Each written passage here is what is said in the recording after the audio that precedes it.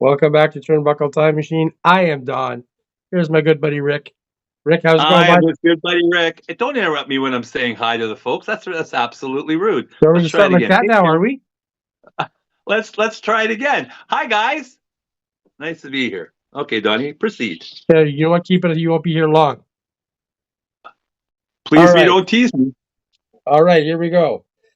Another documentary, kids. This time we're going to do the one that I was really looking forward to.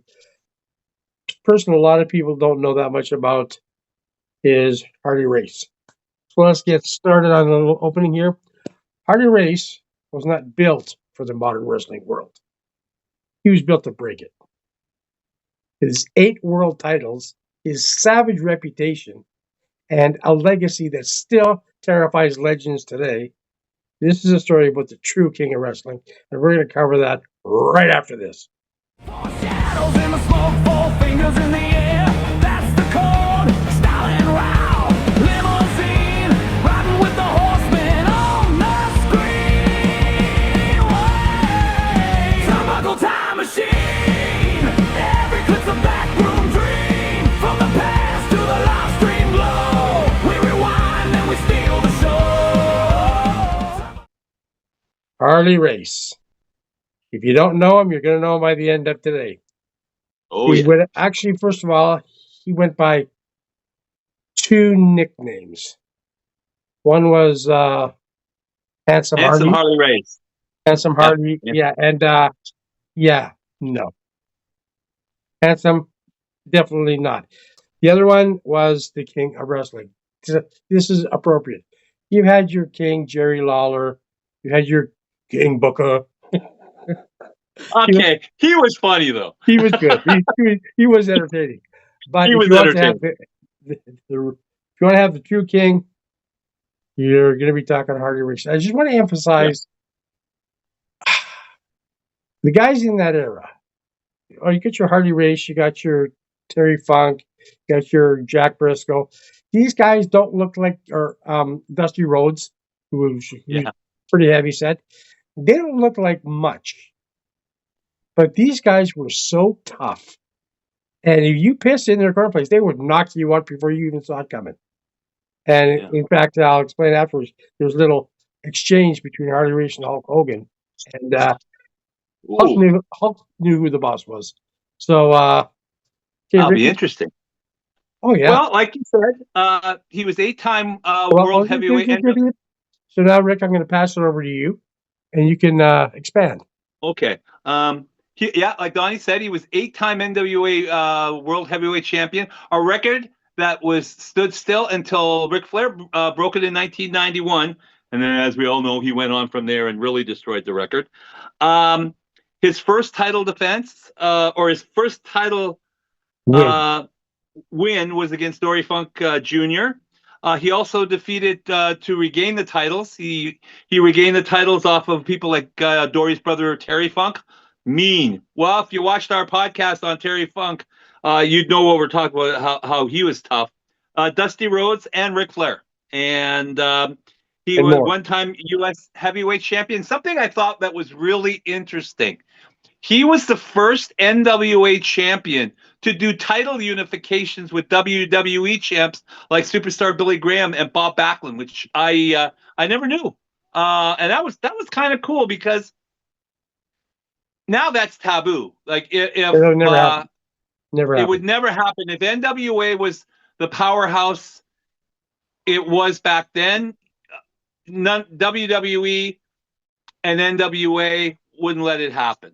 Yep. It would just be too much. But back then it was different. It was a different time back then. Like Donnie said, you had wrestlers like Jack Briscoe and Terry Funk and Harley Race, and who were like, again, I say this over and over again because it's so important for you guys to understand. When Donnie and I were watching wrestling back in the day, they didn't do backflips. I think the only one who did a backflip was Edouard Carpentier, and that's going way back.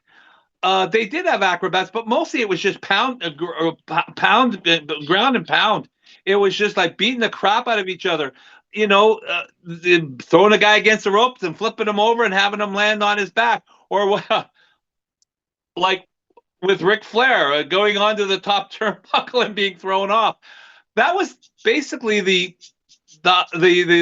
most special stuff they did, but they didn't have to because they were. And Harley Race, like Donnie said, was one tough son of a bitch. You can only imagine the matches he had against Terry Funk, who was another animal in the ring. He was a cowboy, that guy. Yeah, there was blood shed on both sides. Another feud he had a feud with Dusty Rhodes. Dusty Rhodes is good at having feuds. He had a feud with Ric Flair, and he had a feud with Harley Race. I just have to say, yeah, about Dusty Rhodes, he was supposed to be a good guy. You know, he was. You got your heels and you got your faces. He was a face. Yeah. I don't know how much of a face he was. He couldn't get along with anybody. I don't know. Right? I don't know.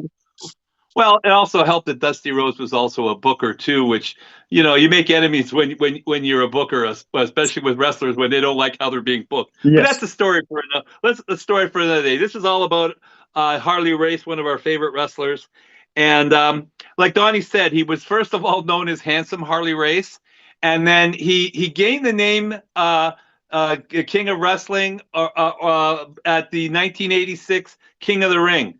And it was just after the coronation that he just said, from now on, I will be known as King Harley Race, King of Wrestling. And that moniker stuck for the longest time.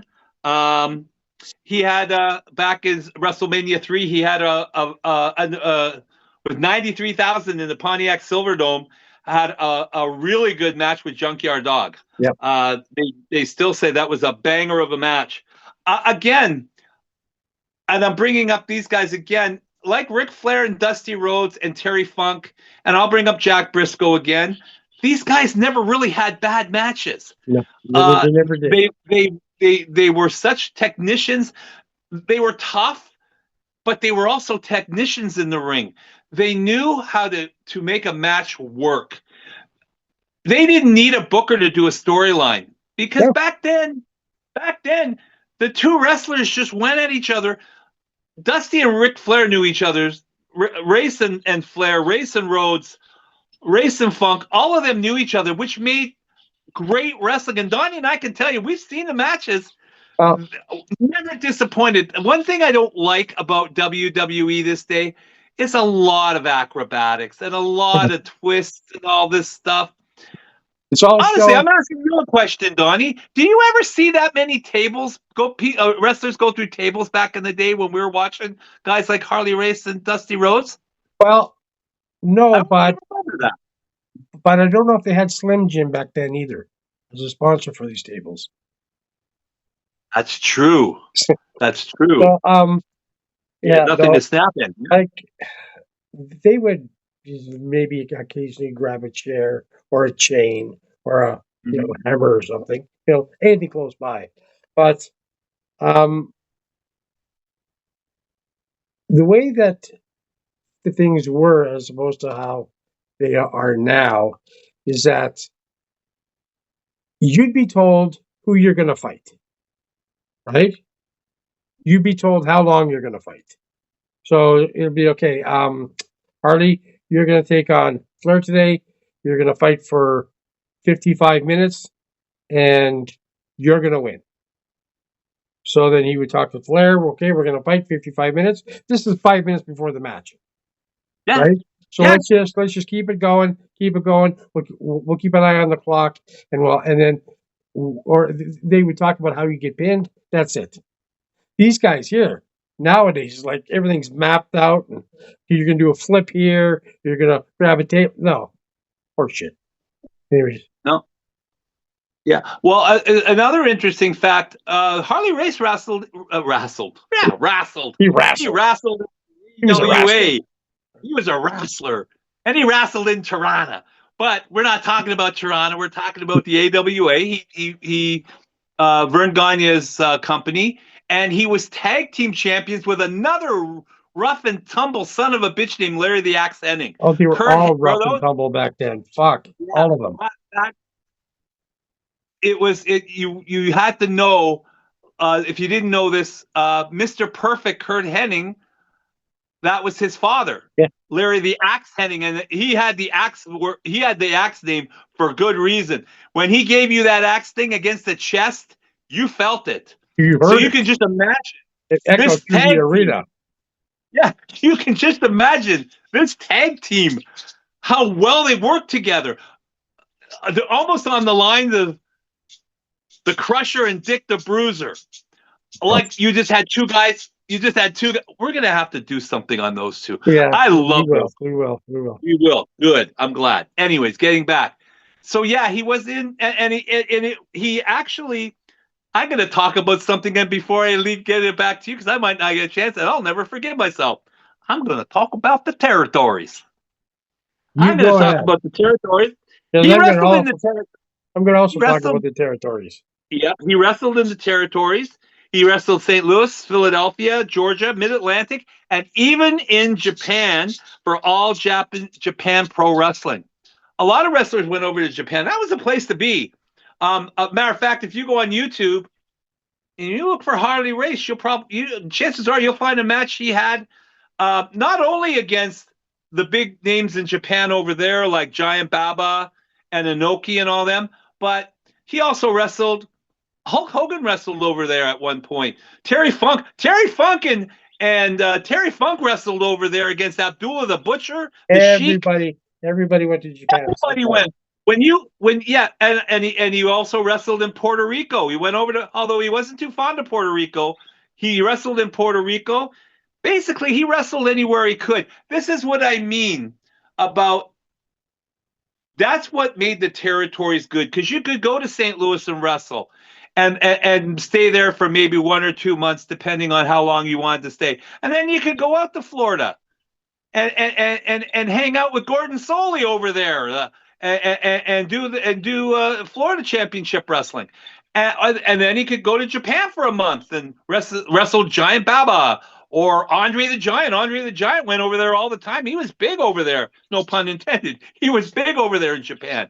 But that's what you miss. Now you've got just, okay, it's WWE, and AEW, TNA, and NXT. NXT is part of WWE. So it's TNA. But it's not like you'll never see AEW. You'll never see Maxwell MJF go against Roman Reigns. It'll never happen. But see, back then they did that, and it was just much better. And Harley Race was so.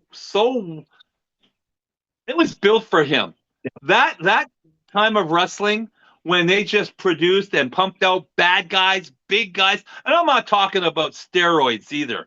No. I'm talking about guys who they were muscly. Some of them were just burly, and they were tough. And you never left a match when Harley Race fought, and when he fought Dusty Rhodes, or when he fought Ric Flair. When the match was over, you still wanted more. Uh-huh. I can't honestly remember the last time lately I've seen a match where I wanted more. Most of the time, I can't make it through the whole match, and end up going on YouTube and looking at the old matches. Anyways, I've taken up enough time. I'm gonna let Donnie take over. And you can tell us what wrestling matches you're gonna entertain the folks with. I'll do that in a minute. Yeah. So first of all, I want to talk about the longevity of his career, basically from 1959 into the 1990s. Seriously. I want to touch on the territories just a bit, because I know that some of the younger crowd is thinking, well, you've got all these documentaries, you got Rick Rude and, all these other guys, and they've never won a WWE championship. So how good are they really? Let me tell you how good they are really. Okay? If you look at WWE right now, let's combine SmackDown and Raw. If I'm generous, there's maybe 10 top contenders there. 10. And I'm being generous. Very. Right now, the WWE Championship doesn't really mean that much. Let's go back to the 90s, 2000s, WWE, where now you've got 20, 25 guys, top contenders. It meant more, right? Mm-hmm. But it's still contained to WWE, just like WCW was contained to WCW. NWA, as far as I'm concerned, is still the most prestigious belt out there because they were open to everybody. Like, they'd stop off in Florida, they'd stop off in Georgia, and they'd take on Jerry Lawler for a championship. They'd go into Texas and they take on the Von Erichs. They'd go up north. They'd go up to Seattle, Detroit. They go to Japan. They defend their title in Japan. Yeah. Their title was a global title outside of their pocket. Mhm. And when you're doing that, now you've got a couple hundred top contenders. Yeah. Not 10, not 25, maybe 200. And that's the difference between the belts then and now. And I don't think any belt will ever surpass the NWA World Championship. No. Because it was No. a true World Championship belt. And can I just Why say a not? real quick thing? Hey, thank you very much. And we talk about guys like Paul Orndorff, Ricky Steamboat, Rick Rude. All these guys wrestled before they even stepped foot in the WWF ring. They fought in the territories. They were in Florida. They were in St. Louis. They were in Rick Rude had a great feud in Memphis with Jerry the King Lawler. Do you know Macho Man Randy Savage? Yeah. And Jerry the King Lawler were tag team Yeah, partners. I know. And Macho Man was a big hit over in Memphis. Such a different world.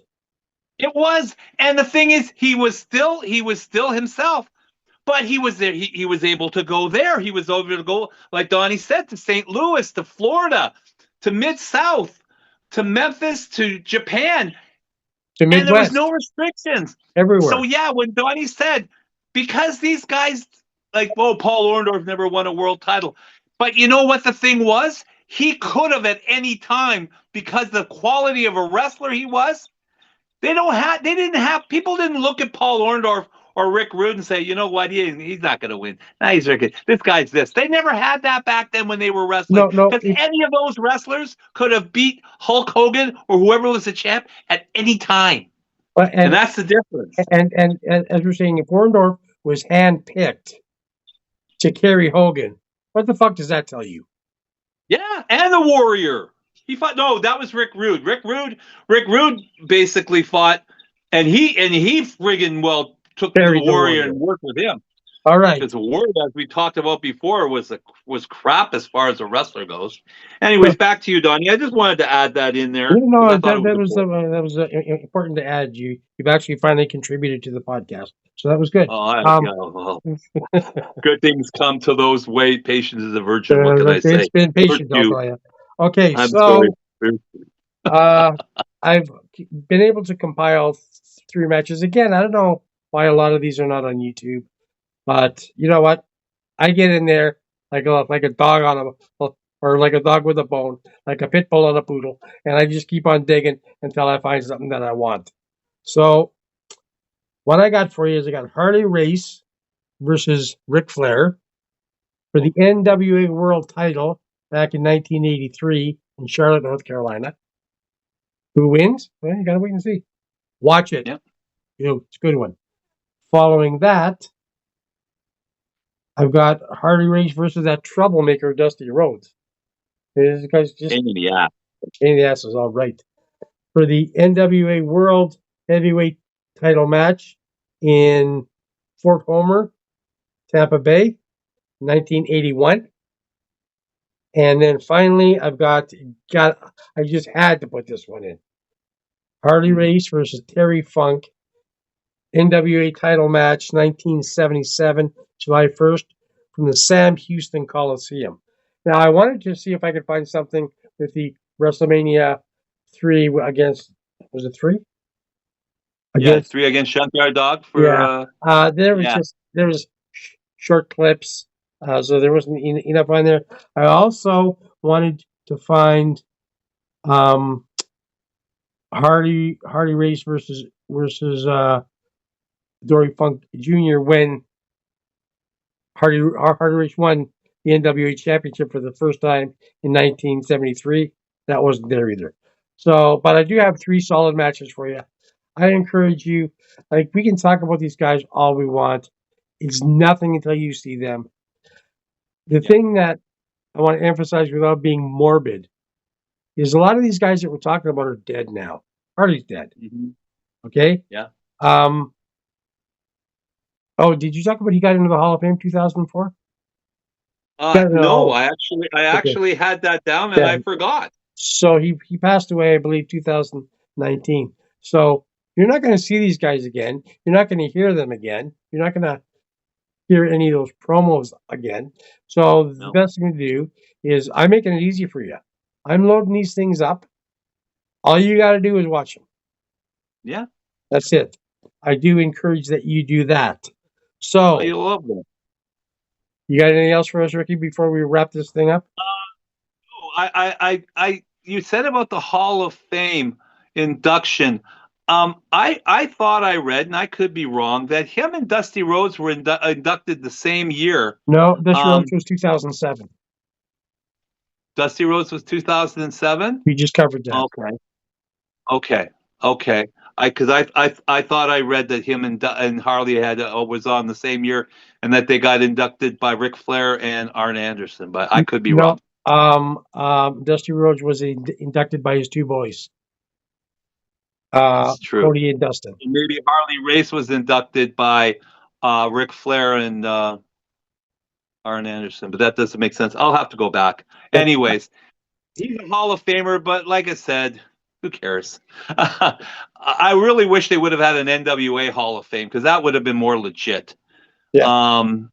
But anyways, Harley, none of these wrestlers that we've talked about and done documentaries on, really, Donnie, they didn't need that Hall of Fame to be great. They didn't need world championships to be great. Like you said, Paul Orndorff and Rick Rude never won world championships, but there was a lot of high quality wrestlers out there who never won the world title. Well, and it doesn't mean that they're any less a quality wrestler than the ones who held the title. No, just wasn't in the And how many of the big Hall of Fames mean anything? Like, you've got the WWE Hall of Fame. It's not even a building. It's just something that they say they're going to build one. Okay, well, talk to me. You've got the Rock and Roll Hall of Fame. That's a fucking joke. Half the people who should be there are not here. even rock and roll. So, like, most of the Hall of Fames, there are some, like the Baseball Hall of Fame, right? And the Football Hall of Fame. And but with baseball, they keep Pete Rose out while he's alive, which they should have, and then he dies and they bring him in. No, keep him up. He should stay out. Because whether he was alive or dead, he still did what he did, right? So that's enough of that. Yep. We're gonna wrap it up. Okay, so we're gonna talk about quickly. I said we're gonna talk about the Hulk Hogan controversy. Here's what happened. Harley Race was a promoter of his own organization called the WLW. Kansas City was his territory forever. WWE, Vince McMahon and the boys decided to put a show down in Kansas City. And it was in the Coliseum across the street from where Harley Race was doing his. So he told Ric Flair, just hold the fort down, and he grabbed his 9mm pistol, and he went across the river and walked into the other arena. He had no problem, getting in there because he was very well known. Oh, Harley, come on in. Yeah. Walks into the dressing room, sees Hogan. Now, other people see him, like, for example, Dory Funk saw him and was like, oh, what's he doing here? And other people go, okay, this is going to be a problem. So they knew him. They will. So he came up behind him and gave Hogan an open slap in the rib cage. You ever felt a good solid open slap in the cage? Yeah, that hurts. Hogan turns around, sees who it is, and falls back in his chair. And he's like, what are you doing in my territory? Yeah. So, like, Hogan wasn't going to piss around with him, and he wasn't going to let people take food off his table. because that was his territory. And again, back at that time, because we had territories, you stuck to your territories until you were invited in. Yeah. Okay? And the great thing was they all respected that. All St. Louis respected it. rule. All of them respected it. The whole thing was a rule. They respected it, and that's why they could go back and forth. And as usual, Vince McMahon didn't respect it. So that's the story about little confrontation. This guy wasn't afraid of anybody. All right. Okay. You guys know the deal. Subscribe, like, comment, share. If you want to support the channel, we got a Patreon. Put that in the link. 3 matches I talked about will be in the link. Ricky, I will talk to you probably over the weekend. I'll be available. All right. And for that, we're done. See you later.